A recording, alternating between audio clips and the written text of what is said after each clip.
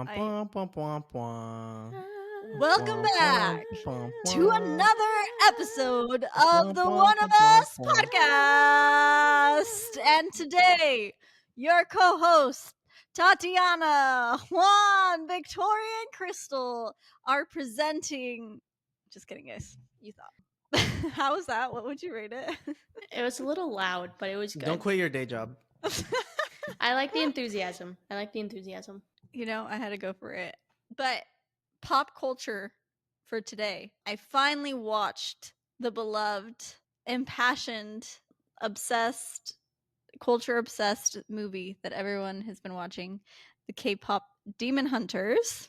Yeah. We're going up, up, up. This is my critique. There is none. Continue. Next topic. My critique is it was cute. I liked it. Was it cheesy? Yes. Gave me Was it Barbie hard to movie vibes. understand at times? A little. But was the music good? Was the animation good? Yes. Did I like their hair? Yes. So I got to give it a 3.95 stars out of 5. Okay, I thought you were going to say out of 10, and I was going to be like, this is coming from the girl who watched Never Ending Story. Absolutely not. Don't trust her judgment. The Never Ending Story, first of all. Anyways. I'm curious to hear what everyone else has to say. But on a more important note, we're going to be talking about the end times. Who doesn't like talking about the end times? I actually have a great icebreaker for this. Okay, Before we get to end times talking, I want to know, what is the one thing you would bring in your doomsday bunker that would help pass the time, not the Bible? What's those called when they like hydrate things or dehydrated? Dehydrated Skittles. No, not one thing that you need. One thing that'll help you pass the time. Oh, I'd bring the Throne of Glass series. Yep. A book series would be good. I can't pick one, so can I take my whole library? No, that's kind of cheating. You could only pick maybe a collection of 10 books. Okay, don't name them though. We can work The with fact that the Bible wasn't your top choice is actually. He said He except said for No, not I said the except the Bible. Bible. Except Don't I would still say. Don't come for us. Two We were Bibles? listening. dang. Pick I'm one. riding The coloring book up. Bibles. Maybe like some weights or something. All right, guys. So obviously we're talking about end times. So what really spurred this topic to talk about today is apparently there's a lot of people talking about, maybe people who watch too much news, but how the world is ending. And obviously I think as Christians, Jesus said that as his time comes nearer, obviously there would be some like growing pains that we would see in the earth. But basically people are talking about end times nowadays, and this is just kind of the discussion that we're talking about. Do you guys think that there's ever too much talk of end times? I would say maybe a little more clarification. I think when people talk about end times, I hear different things. I hear some people who talk about it like, hey, like as Christians, there is that sense of urgency to make sure that, we're reading our word, we're trusting and having faith in the Lord, that we're loving others and loving them well. And I think sometimes people maybe use it as like a fear tactic. And I think we do talk about it, but I think we just talk about all these bad things that are happening. And I think people just get scared and they're like, okay, I got to start doing these things because I don't want those bad things to happen to me. And it's like, yeah, you should have that fear of the Lord, but fear of the Lord is wanting to be obedient to him and not doing something out of, literal fear where it's like, it's paralyzing, but because you love the Lord and you love your faith and you want to express and show your faith. So I think maybe there could be some more in-depth talk about the end times and what it means for us as Christians now. I agree with you. That was going to be my comment as we went through this conversation.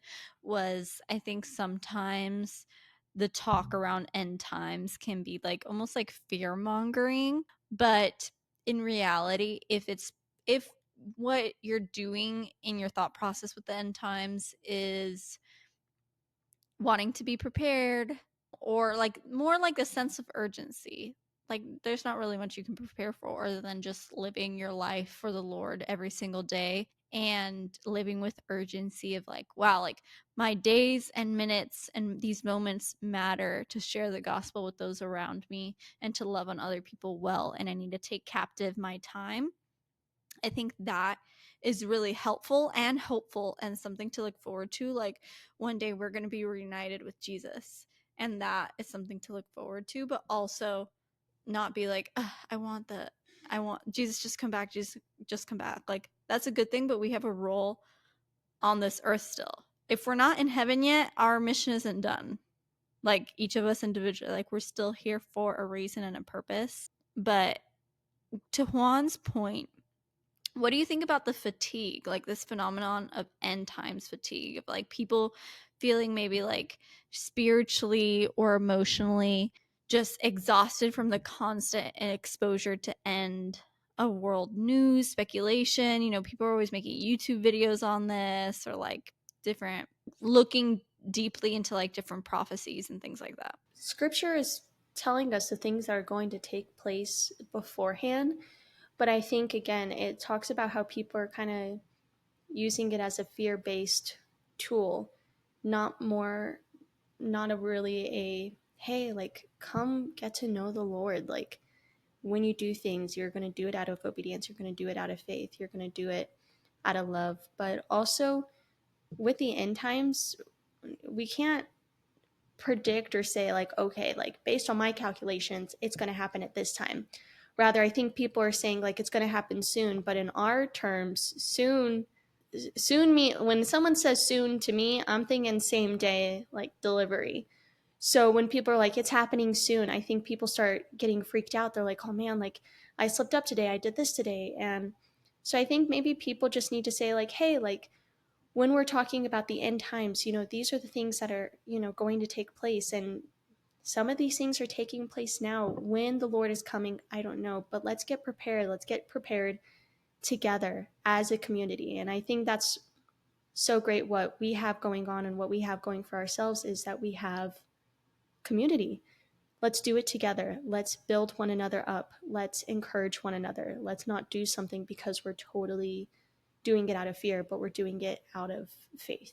I was gonna say that there was one day I went to visit another church, and I really liked the way that they kind of did the timeline. Is that they said like, since Jesus' death and resurrection, we've been in the end times. So to see it as like Jesus died, there's a whole bunch of empty space, and then the end times is kind of like at the end. So kind of look at it as like one long thing. I feel like people sometimes focus a little too much on it, and I feel like the purpose is, just kind of like the urgency. Well, I think I understand the urgency, like you're saying too, Tati.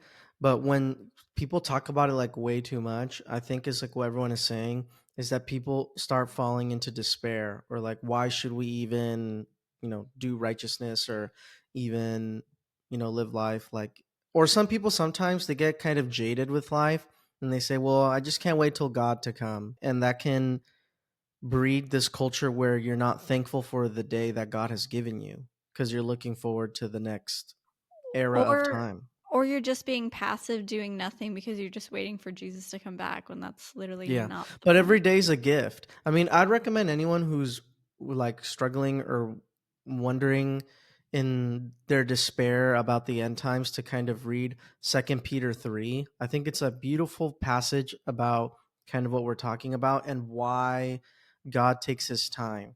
So I'm going to read a passage. It's actually Second Peter 3 verses 8 through I want to say 10.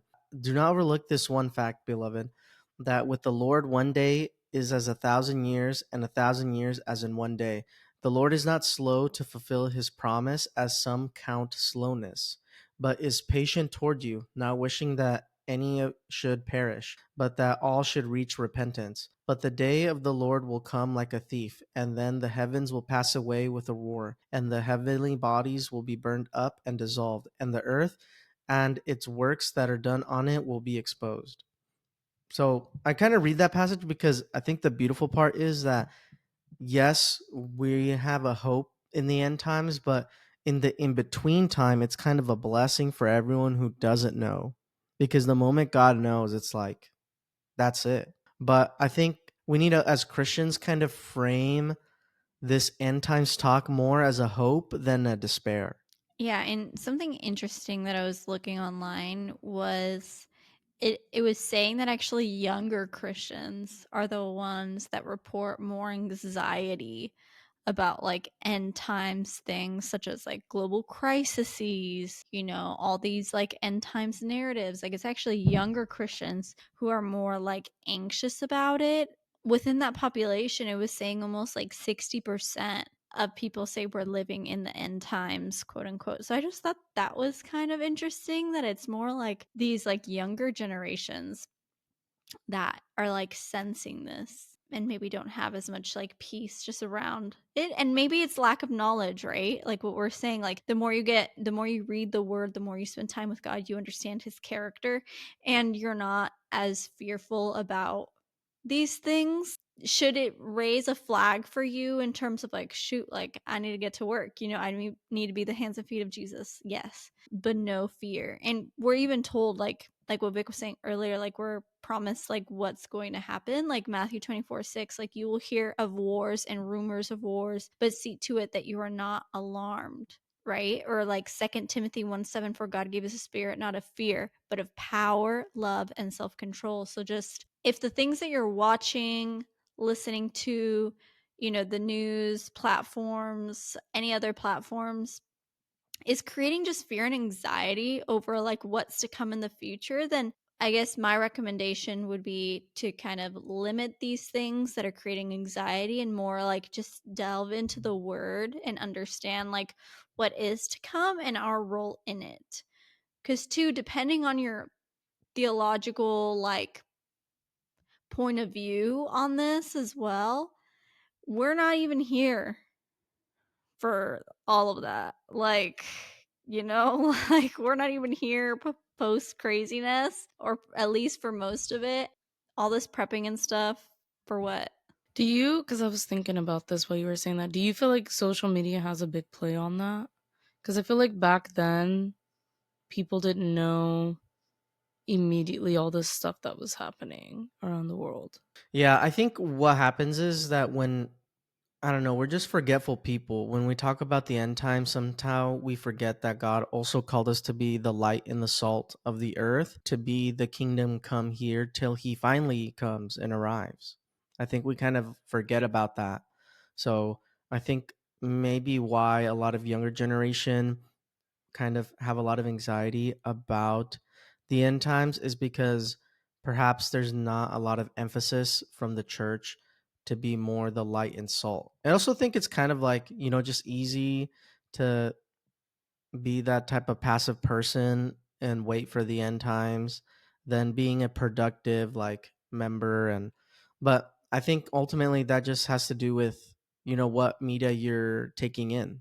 I completely agree with that. And I would say, like, technology and media, especially for the younger generation, has its pros and its cons, right? Its pros, at least in like a faith based sphere, it's like there's more global access to scripture than ever before. You see revivals of people sharing their stories and their testimonies.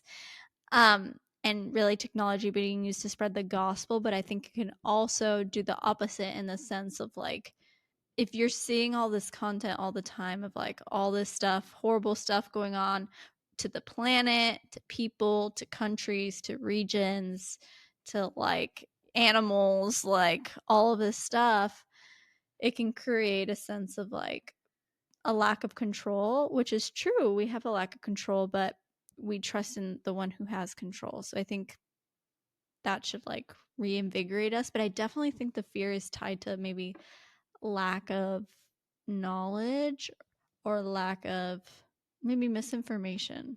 Yeah, so our prayers are just kind of reframing this whole conversation. There is hope in the end times. God is coming back, but don't lose hope or sight of what God is calling you to do today, to be that light and to be that salt. All right, guys. So I kind of want to know, if a zombie apocalypse came out, where are you hiding and who are you teaming up with? There's this bunker in Hawthorne, Nevada. I only know this because I've driven past it 5 billion times on the road from Vegas to Reno. They have so many underground bunkers there. I don't know what's going on over there, but that is where I would go because they're all covered. So from like a bird's eye view, you can't see them. But when you're driving past, you can tell. That's where I'm going. And what I'm taking with me is you guys. I need my entertainment. The underground Tesla tunnels. Dang. In LA, right? I think they're in LA. I think it's actually near my house, a couple blocks away. I'd probably go somewhere with a little more mountains because at least I know like I'd go to Bass Pro Shop first and I get a bow and arrow, a gun, all that good jazz. Oh my gosh, all the necessities. All the necessities. And then I would go live in the mountains. I'd buy a book on how to survive in the wild. And then I would go live in the mountains and survive out there. And yeah, I would take you guys because I feel like I could stay pretty entertained. So, Well, we're moving on to our favorite segment of the day, hot take time with Tati. Take it away. Okay. All right. Super Mario is more iconic than Sonic.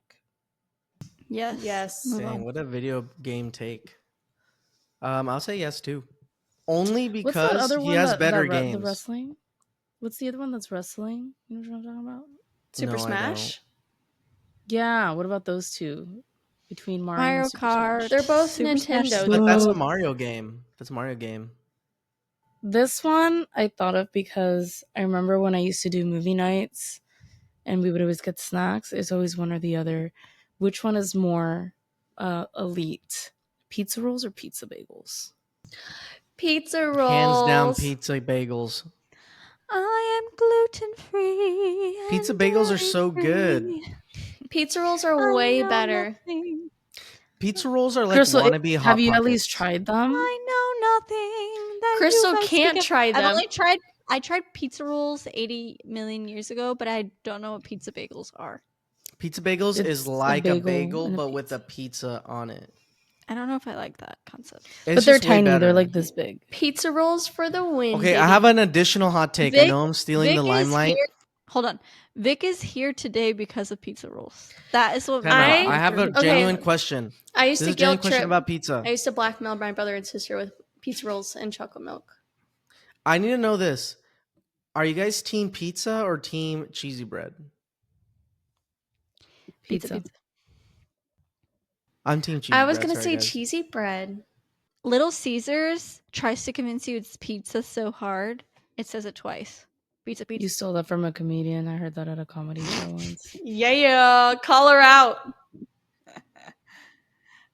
All right, everyone, we have reached the end of our episode. If you made it to the end of the episode, I need you to put down below if you're team pizza bagel or team pizza roll. If you're team pizza bagel, unsubscribe. Just kidding. Don't do that. We love you guys still. Don't worry. But anyway, we hope you guys enjoyed this topic. I hope you learned something. I hope that by listening to it, it kind of relieved some pressure, maybe brought you some peace, and maybe will encourage you to dive deeper and dive more into the end times and let it be a beacon of hope and not of fear. So, anyway, we love you guys. We're praying for you guys. If you have any prayer requests or you want to join a community, please come join our Discord. We'd love to have you. But have an amazing week, and we'll see you guys next time. Bye. Bye.